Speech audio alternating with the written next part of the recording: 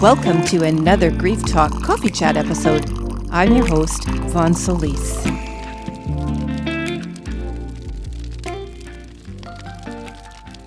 So welcome to another Grief Talk solo episode. As we approach the holiday season, in fact, we are in the holiday season, and I released this episode just before Christmas and anything else that's coming up for holidays around the world. If you've got grief, I guarantee you the holidays could present some stress and tension and conflict for you. So in this episode, I just want to quickly run over the top 10 tips for hassle-free holidays if you've got grief. So let's dive right into it. So number one is to basically respect and honor your loved one who has gone. There's nothing more frustrating and actually painful than having a holiday approach. It actually could happen anytime throughout the year, their anniversary of their death, their birthday, and so on, when families tend to just be quiet, don't speak their loved ones' names, or you as the person in grief as well, in your own grief, you are afraid to speak their name because no one gets you. Nobody else wants to talk about their grief, their loved one gone, but you really do. So it's grief is a very isolating experience all around, and absolutely magnified by any anniversary or holiday. And December is just holiday season, holiday madness, holiday craziness. In fact, we all know it starts sort of October, November for the U.S. Thanksgiving and all of that. So it almost feels like there are holidays, stat holidays almost every month that you just really can't avoid. So the difference in being able to remember and include your lost loved one, particularly if it's a child, your spouse, a sibling, somebody that is really close to you and a close member of your family. You know, it's just not possible to get through any family gathering, any type of holiday, let alone just our regular days, but I'm focused on holidays here. Trying to, sort of forget that they were once part of your family. So if you are lucky enough, I say lucky because I believe in this, that our loved ones in the afterlife are around with us in spirit form in some way. I'm not suggesting you can place a setting at the table for them, although some people probably do that, but a nod up and say, hey, this one's for you. Cheers, a salute to them, in some way include them. When I did my Christmas tree, which I no longer do, I always had an ornament with a picture of both of my children. And though I did not change the photo of them, it was the last Christmas that we spent together. And so it was a shot from that. They were both on my tree with angels hovering over both of them side by side. So when I looked at the Christmas tree, my daughter, Janaea, who took her life in 2005, so she's been gone from our physical presence for 18 years now.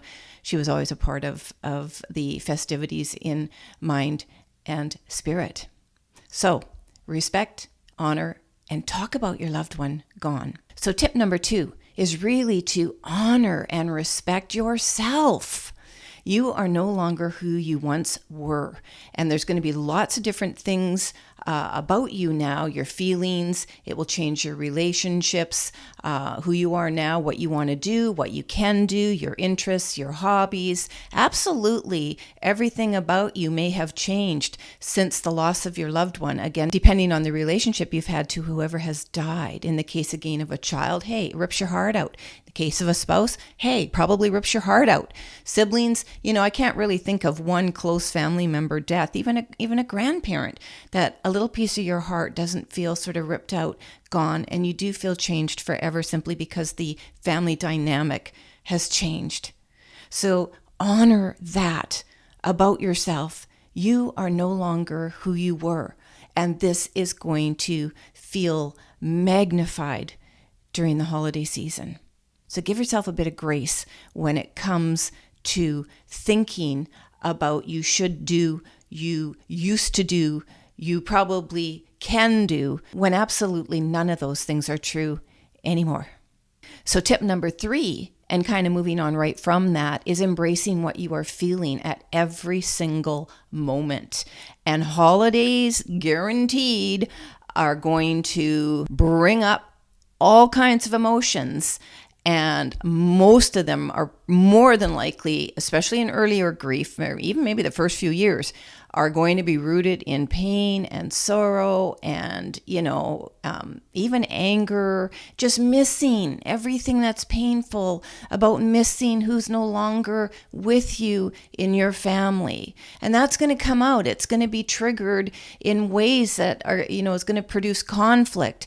Outbursts, anger, fights, just disagreements, just isolation, feeling, all sorts of disconnect from your other immediate family members. And it's not easy to get through. We had many situations that I outline in my book, Divine Healing, where, I talk a lot about how this early anger arose year after year after year in all my attempts to try and find something that would work for me personally, but that would impact our family. But most importantly, even to this day, 18 years later, it's our 19th Christmas without Janaea. I still don't know what I'm going to be hit with feelings-wise. So I honor them. If I have an outburst and I know I'm off balance, something's feeling kind of crazy, it's early December, I will warn my spouse that, hey, I'm not myself right now. Something's going on. Something's triggering me. So honor your feelings. If you feel a trigger, someone's in the sight of your firing line, you want to cry on their shoulder, tell them what you're feeling. Just tell them, even if you don't know what you're feeling. Oh, something's off. I'm just missing, say the name of your loved one so much. You will get through the moment, and then tell them what you need from them. If they don't say to you, hey, how can I help? Just say what it is you need from them in that moment. It will pass. But the more you bury those feelings in and don't acknowledge that you're going through them, because, hey, you're supposed to be festive and happy and joyful because of all the energy like that that's going on around us in every single place we are and where we look and who we speak to who hasn't been touched by grief. That's a recipe to just bury the feelings, and all they are going to do is fester and get worse every single holiday. So acknowledge them, feel what you're feeling, and then understand they're going to go, and they're going to go a lot faster when you feel supported. So tip number 4 is to just be gentle with yourself and as you can with others. It's really that simple. So again, building on the feelings piece of it. So you're feeling it. Give yourself a pat on the back and go, okay, you're allowed to feel that. Just be gentle with your approach to whatever you expect from yourself and probably others. We're kind of wired to expect things from others when we're caught in our own pain. Just be gentle. Tip number 5 is to toss traditions, unless, of course, you really love them. So listen, I have talked to so many bereaved people over the years, and everyone finds their own way to really kind of incorporate the bigger holidays into their family once again after it's been crushed, essentially. And how you do this, how you find your way to what works, might just be a result of experimenting. And I'm telling you, when something doesn't work and you don't like it, you might even just cringe and be seething inside because it's feeling so triggering and painful for you. Then get through it as best you can and kind of go, okay, I'm not doing that again. So experiment. Find what works for you. And even if it's piecing several little traditions together, do it. Combine them all together and just see what works and keep doing that. And you know what? If you don't want any traditions and you just want to do whatever happens this year, just let it happen. I did that for a few years too. So be it. That's the way it's going to be. So tip number 6 is to say no. There are so many people I have talked to over the years that felt pressure to go to Christmas parties, to host dinners, to host family get-togethers, people staying at their place, to go to friends' places that they really don't want to go to for, get-togethers, parties, buy gifts, like do things that other people have no idea, if you've got grief, how you really feel about it. You may not even know how you feel about it until you're caught up in the cycle of what you used to do that used to be normal. And it can be friends and family that still think that you're up for this kind of entertaining and socializing, and you're really not, but feel so guilty saying no. That you're letting them down, that, you shouldn't be feeling what you're feeling, that you should be in the, the holiday spirit, Christmas spirit, whatever holiday you're celebrating. Ooh, and all you want to do is stay in bed and pull the covers over your head, cry maybe, sleep, tune it all out. Say no. And when you do find yourself interested in an invitation, say yes, but I'll confirm with you the day of, if that's okay with you. And I certainly would avoid, unless you're really, really committed to it and can take on this responsibility, I would avoid hosting and committing to a bunch of, obligations to serve others if it's really going to be too much for you. It also could be that certain holidays already do bring you comfort, and you actually do find a lot of joy in preparing meals and entertaining and having extended family, loads of family close by you. That may actually feel very, very supportive for you. In either scenario, when things do become too much for you, if you do get triggered by something, reach out, ask for support from somebody who's closest to you, who you can trust, who's around you. Certainly, again, it's like that feeling piece, letting people know this is starting to weigh on me a little bit, because the minute stuff weighs, obligations weigh on us, it induces feelings of all of the stuff that leads to the conflict, the tension, the anger, the isolation, the poor me, the poor you, the fighting, all of that. You can nip it in the bud as soon as you start to feel a trigger that something doesn't feel right. I'm not enjoying this anymore. This doesn't feel like fun or something I really feel like I want to be committed to. I need help. Reach out and ask for help. Share how you're feeling. Get the support, Get someone else to do some of the jobs. Take care of you. So leading right into tip number 7, it is to practice self-care at the holidays. Grief is a grind. It weighs on us. All of the built up stuff over the years. The bereavement never leaves. The grief may, but the bereavement doesn't. We're bereaved. So thinking about for however long you have been in grief, right? However long you've been bereaved. It isn't just one holiday that things pile up. It's every day, 365, that stuff piles on top of, stuff on top of stuff.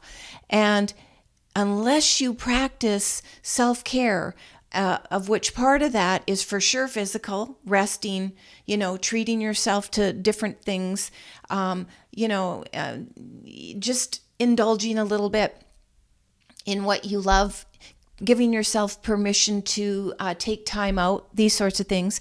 We also need mental and emotional breaks for our spiritual soothing, that part of us that has come here to experience this, and we really don't like it. Whether you believe in spiritual practice, have a spiritual practice, or you're just living a physical existence, it doesn't matter. The fact is, physically, a lot of this stuff that we have experienced that has been a traumatizing or very, very painful life event can become a burden for years and years and years and years, unless we sort of tune in and understand how it's impacting us. So self-care for the mind, body, soul, and spirit. is really, really important. And I encourage you to, again, when those triggers are happening, a trigger could just be major fatigue. Time out. Time out. Stop. Get some help. And if you can't find someone to do what you were going to do, leave it for another day. So that all ties into being, very, very discerning about what obligations and responsibilities you take on the entire holiday season, and even approaching holidays, to make sure you can bail, get out of it if you maybe offered something too fast, and then kind of go, what did I just do? And I've done that many, many times. So don't be afraid to, as part of your self-care, to give yourself permission to change your mind about what you thought you could do and find on the day or approaching the date you can't. So tip number 8 is not to force yourself to feel anything. Oh boy, if you've got grief, you'll know what I'm talking about. We're often in everyday life having to put on masks to go out and do our jobs, just interact in the mainstream. I just call it the mainstream, which is normal routine in any scenario. We allow ourselves very few moments where we can just be who we are in our grief. And they only really happen when we are alone. And I think that we're always trying to hide or, make ourselves less vulnerable with anybody that's around us. And that's natural. That's natural. So, just when you feel something, you feel something. But don't force yourself.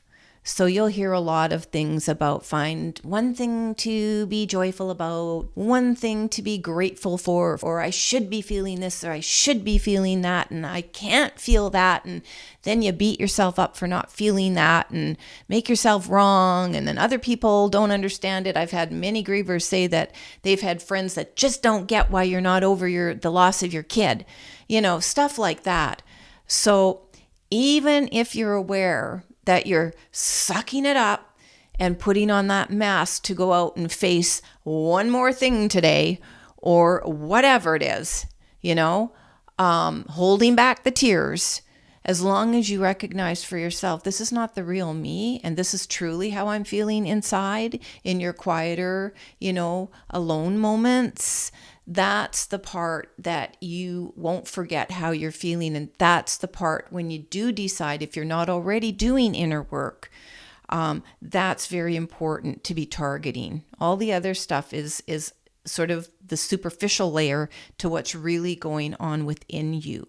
So do not force yourself to feel anything, especially during the holidays when so much is demanded from us, or at any other time throughout the year. Your grief is your grief, and your feelings are your feelings, and you'll get to them to nurture them and, potentially get yourself on a healing path when you're ready, if you're not already on it today. So tip number 9 is don't compare yourself to anybody. And a lot of this expectation that we have to be someone, this does come from comparing ourselves to our former me. You are not the former you. If your loss has impacted you in a way that you are dealing with really complicated and prolonged grief. So don't compare your family and what your family is doing, can do, or wants to do to any of the neighbors or your friends or any other family members. It can be really difficult. I am telling you, for the first many years in my grief, it was painful for me to see families shopping and excited to buy stuff for their living children and enjoying the holiday spirit in a way that I no longer could enjoy. My whole spirit had been crushed around the holidays, and my joy, whatever I could feel for it, just absolutely vanished with the death of Janae in 2005. And it had been my most favorite holiday. There are still things I have found as a little family of three that you can't help. And especially if you have children, whether they're young or if they're older, they still kind of cling to things that made them feel really happy and joyful at Christmas. And sometimes they want you as a parent to still do that if you've lost, one of your children. And so it's there's a lot of moving pieces to making everyone sort of feel comfortable, content, and joyous through the holidays. And so one of the ways is checking in with everybody to see how everybody's feeling. Hey, does this work for you? What would you like to do? And without any comparison to what you used to do or what you think you should be doing or you could do, as a family, let it be okay for what it is each year as you slowly move into something that works beautifully for all members. Work together as a team. It can be a lot of fun, and you can come up with ideas for new ways to celebrate that you on your own may never even have thought about. So the very last tip 10, it is to share as much as you can what you are feeling. As holidays approach, you start to see again those triggers at work in your self, possibly a spouse, a partner if you have one, children if you have children. Really kind of check in and go, hey, what's going on? How are you feeling about this? With kids, you can make it kind of lighthearted and, sort of age-appropriate sort of conversation, open-ended questions. I recently had a therapist on who works with bereaved children, and she just said the best thing to do is say, tell me more, and just listen, let them get it out, and then let them go off and do what they need to do. And she says actually kids grieve beautifully if we don't interfere with basically what they need to get out. Adult children, I'll check in with my adult son. He's 31. I still check in. Hey, how you doing? Everything okay? He was actually first on board with this idea of making travel for Christmas a new and long-standing tradition because it all, as I say, fits beautifully for our little family of three. A little point about these former traditions and children hanging on. We were away last year and eggs were very, very, very expensive and unavailable on Christmas Eve day when we went shopping to get them. And so I, as a mom, went, let's get some pancake mix just as an alternative plan if we can't have our traditional egg breakfast. And that actually produced conflict in the grocery store. Had to have those eggs. Now, fortunately, we were able to find a dozen at a different store, actually kind of by luck.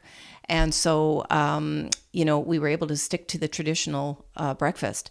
But I'm just telling you, even food as a tradition can, if you don't want to make it, it's not available, whatever, that can cause a conflict. So the kids, I don't care how old they are, they're still our kids.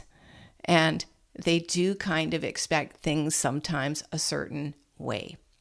So share what you are feeling, what you want, what you'd like. Even if you can't afford it today, put it on the list as something to consider for the future and work together again as a team to make the holidays as comfortable, joyful, warm, and loving for not only you, wherever you all are in your grief, but for the loved ones who are right there alongside with you. That's it for today. I wish you the warmest of the holiday season. Thank you for watching. Thank you for listening.